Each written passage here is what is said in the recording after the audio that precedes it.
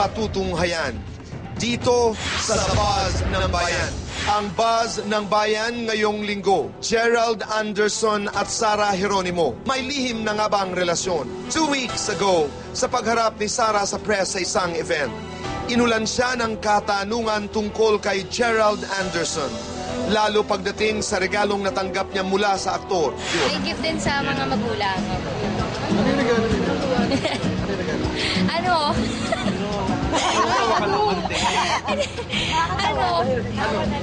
Ano? Pwede ba, ano? Nahiya naman po ako sabi. Ito ano regalo mo? Sa kanya? Ano? Nilikunuha namin siya ng ng shirt. Shirt. Okay.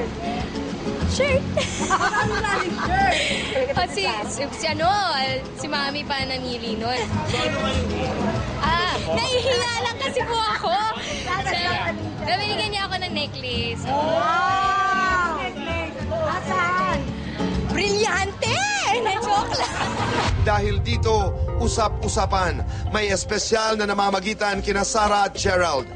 Mula sa ligawan, nauwi na umano sila sa katotohanang relasyon. Tumindi ang espekulasyon matapos ang isang kumpirmasyon. Ang paghinto ni Miguel Villafuerte, anak ng cancer governor na si El Rey Villafuerte, sa pagpaparamdam sa singer. Siguro po parang in-express niya lang yung paghanga. January 29, Linggo, sa ASAP 2012. Isang makahulugang biro pa ang binitiwan ni John Lloyd. Namiss niyo ba ang bebe ko?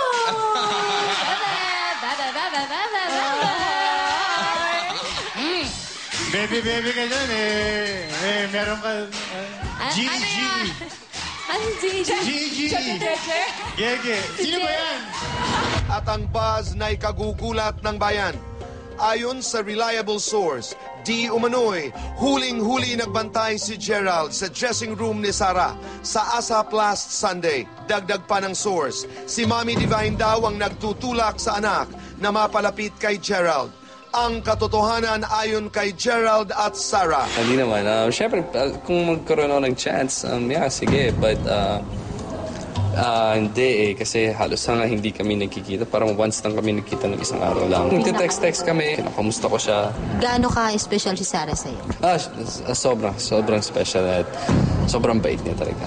Yung daddy niya, binigyan din ako ng gift na siya mismo gumawa. Sobrang bait nila and I'm very honored na yun nga, sobrang bait sila sa akin. Binabantayan ka daw niya sa dressing room kahit hindi siya nag-aasa. That is so not true. Hindi talaga. Hindi po. Hindi. Once lang po yun nung Christmas po. Nung inabot niya yung Christmas gift niya. At nang tanungin kung may plano si Gerald para kay Sara sa Valentine's Day. Kung karoon ako ng opportunity, syempre bakit naman hindi. Tsaka kung hindi siya busy. Paano pagyayaan ka ni Gerald sa Valentine's? May trabaho yata si Gerald ng 14. Pero, titingnan natin po. Kung libre po ako at libre naman siya, tingnan po natin kung pwede. Payagan ka, Mami Divine? Siguro, hindi ko po alam. Tatanungin ko siya. Ngayon, ano ang buzz niyo, bayan? Naniniwala ba kayo na may lihim